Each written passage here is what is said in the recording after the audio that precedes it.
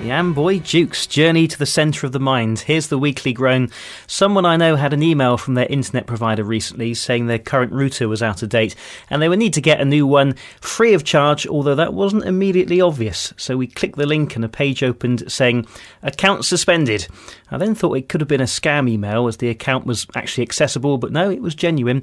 Now, the customer has various services with this provider, internet of course, but also telephone and TV.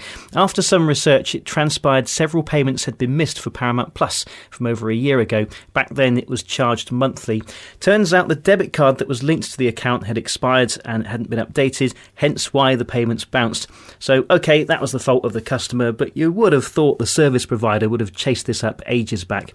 To add to the saga, this debit card was used to pay for the TV add-on, but direct debit from another account was used to pay for everything else.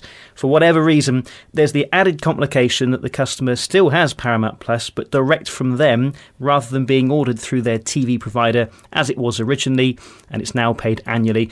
It took me a bit of time to piece all this together and find out what was what.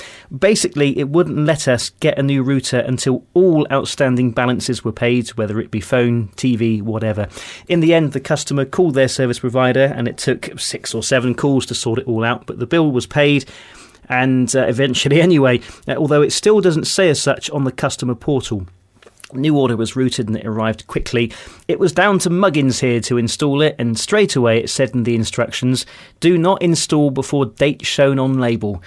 I'm darned if I could see a date. Everything else was there: name, address, serial numbers, MAC addresses, Wi-Fi passwords, QR codes, you name it, but no date. I thought, we've got this far, to hell with it. I set it up and it worked, thank goodness. All devices like tablets, smart speakers, etc. had to have the new Wi-Fi password entered, and that went smoothly, apart from the printer. Oh, that drove me mad, but tune in next week as I'm going to dedicate a whole groan to that. A little while later, the internet went down. I think the router might have been doing a software update, but luckily it returned a few minutes after. About a week later, the internet went down for 24 hours. Oh yay, an engineer was booked, but eventually it sorted itself out. I hate when that happens because you don't know what fixed it, and I couldn't access any logs because they get wiped on reboot. Engineer cancelled and everything's been fine since. Same old thing, the old router worked okay. We didn't have any of these problems, but don't worry. These companies always say newer is better. And if you believe that...